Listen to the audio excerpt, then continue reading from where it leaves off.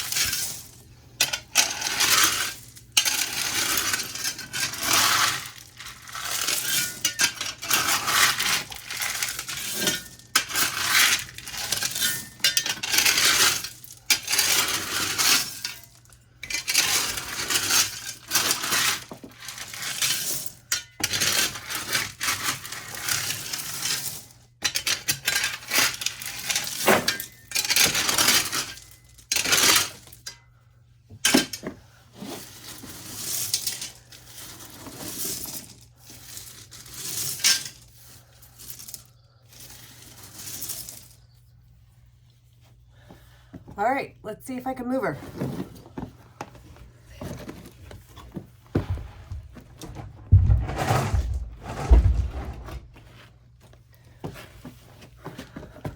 Not bad.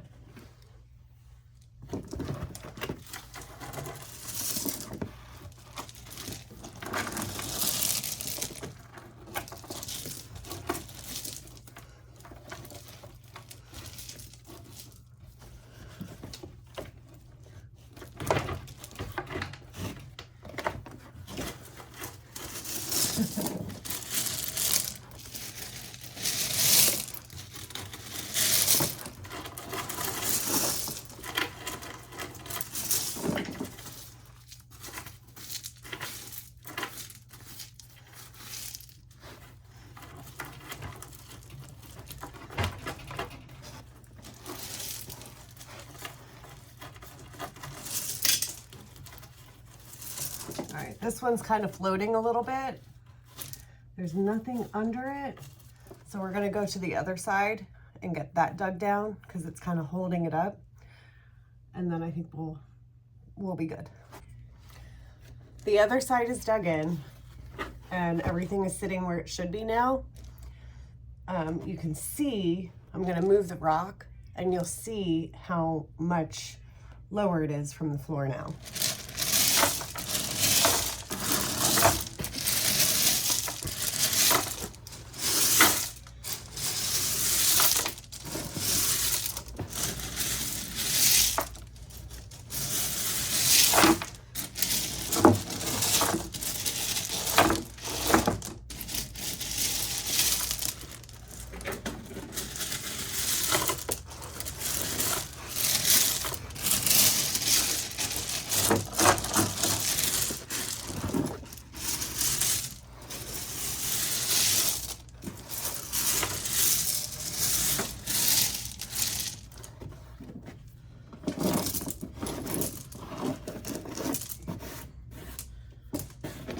All right, she's in.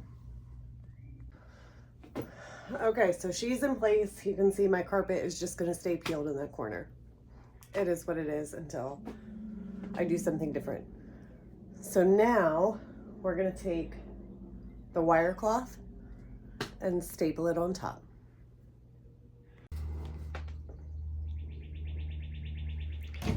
So it doesn't quite fit. It's too short by like maybe 6 inches. Okay, let's say 6 to 10 for me to feel safe about that statement. I do not want to go get more for this, at least right now. So I think I'm just gonna put it up and kind of split the difference and get my trays on here. See how it goes. This stuff is sharp. I'm gonna get my gloves.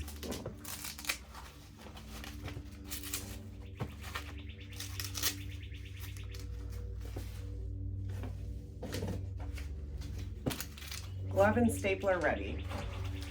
The way I did the other ones was to fold it around the back side because it's a little too wide. I think this time I'm gonna fold it around the front just to make my life easier if I decide to pull this out.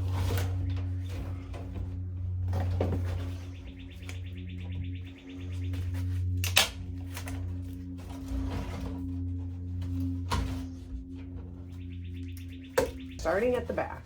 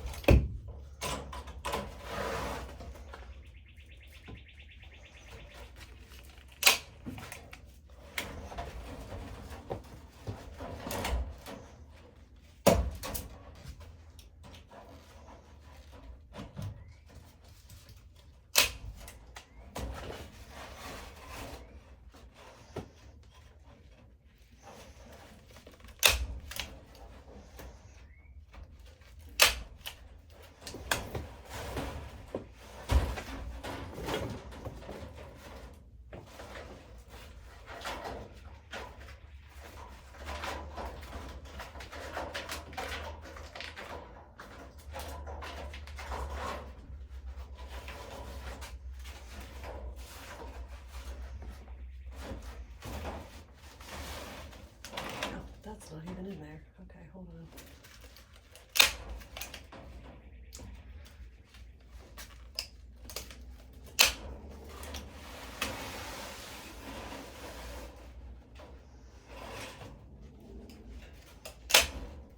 Ah. Okay. Maybe it's not bad.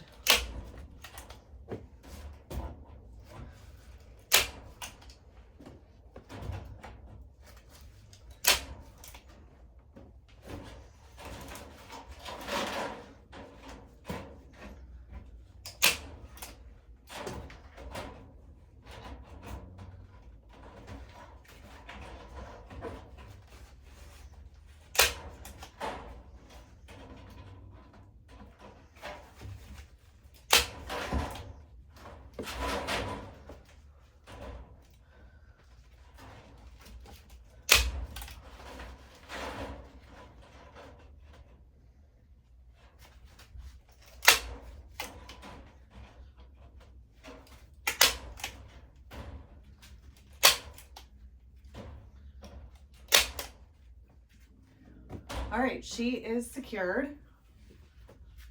I will put a bunch more staples, like just to really hold it.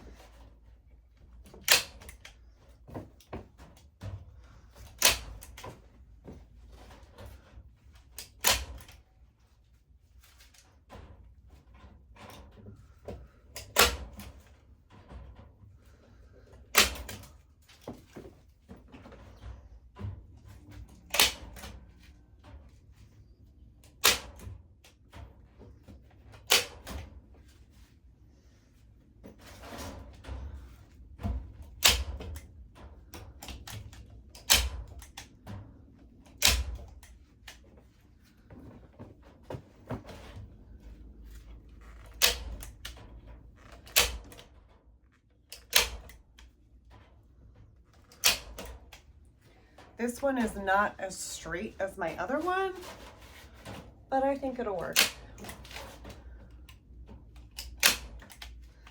All right, we're gonna bend the front edge over and then we'll be done.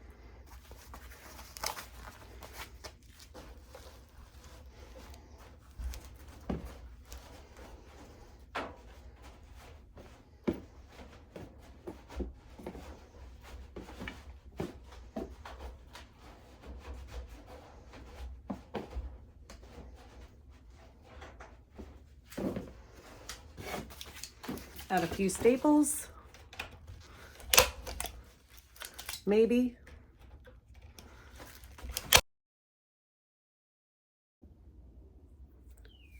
Sorry about that, my battery died. But I did finish it up. You can see I just folded it over and ran staples all down the side. Let me give you a better look. All right, so I'm not sure it's entirely better, but here is the whole thing. And I think it'll work for hopefully at least this season. I might need to put some additional blocking in it, but it's all set. We're gonna load her up with plants.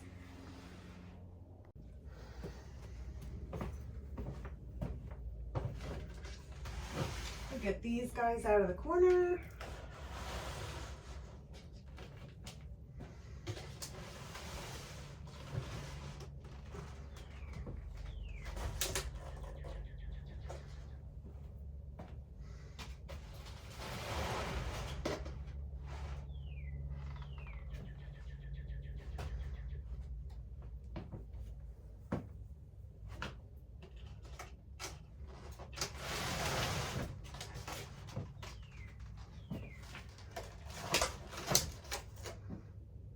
There we go.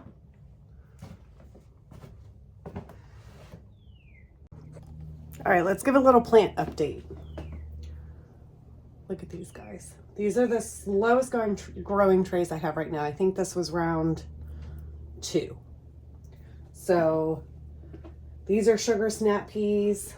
My watermelon's finally starting to poke up, so that's good. We've got mullein popping, some bee balm, woohoo. No peppers yet in this tray, which is why I moved him over here too. This is the barrage. Nope, I'm sorry, that's cucumber. And then these two are barrage, and that's quinoa, I think. Yeah. And this one, celery, has not popped anywhere. So this tray has some cabbage and beets slowly starting to poke up, but I'm getting ready. I can't keep water in here because there's holes in this tray. I tried to duct tape them, but it's not holding. So I picked up these liners, like oven liners, and they have just enough of a lip where I think it'll be good. So I'll just pull all of these out. Oh, if I do that, I'm gonna lose track. I'm gonna pull them out anyway because they're just drying up too fast. So we're gonna do that real quick.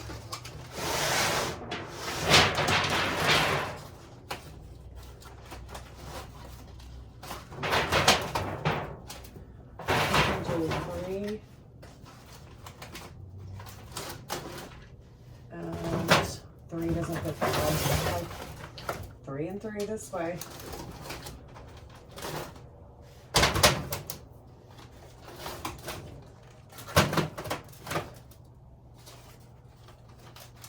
See here, we're gonna get mixed up here.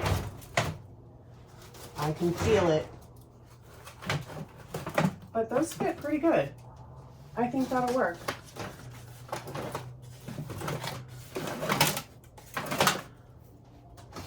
I think that'll work.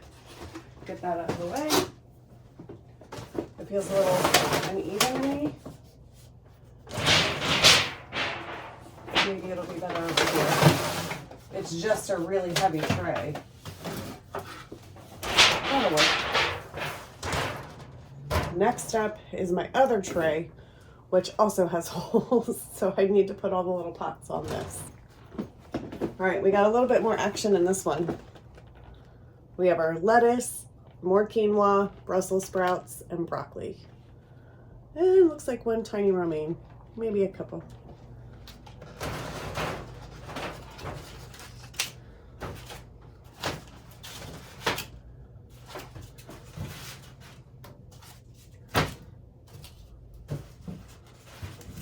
we can get them all this way.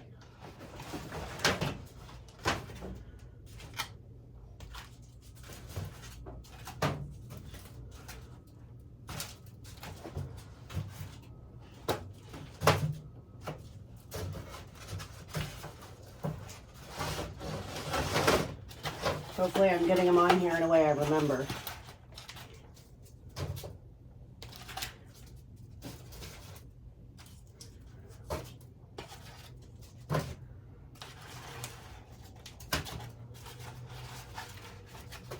All right, there we go. These three over here, and these three over here. Perfect. Now these can have a little bit more space. And we will get these watered today because they need it badly. Let me show you what's on the other side. Okay, these are the very first trays I planted. My tomatoes are looking great, and last night it dropped below freezing. I forgot to turn my heat mats on because at some point I unplugged them because it was just getting so hot in here during the day. But all of this looks so good. Our cabbage, our broccoli, artichokes. We've got Brussels sprouts in there, some bok choy. It's all looking really good. This tray I planted with the two I just showed you. So there come all of the ones I planted at first are really popping up nicely. This is why we do succession planting. So some of the same exact plants are in here. Like this is the artichoke here. So they're gonna come up for harvest in very separate times. So we'll be able to utilize eating those fresh. So I'm excited about that. And then down here is just a pot full of marigolds to plant all throughout the garden. And then that last one is sunflowers. Okay, so my idea with the sunflowers is in the summertime, it's going to get way too hot in here. So I get a lot of sun coming in the front, this way, the back, and this kind of front corner area in the morning. So I'm going to plant these around my greenhouse to help block the sun, which sounds counterproductive, but it gets easy 20 to 30 degrees above whatever the outside temperature is when the sun's beating on me in here, which is what that'll kill, we don't want to fry plants. So we're going to plant those to try to create like a shade barrier. Hopefully I won't need to buy shade cloth. But you know, we'll see. And that's everything we got going now.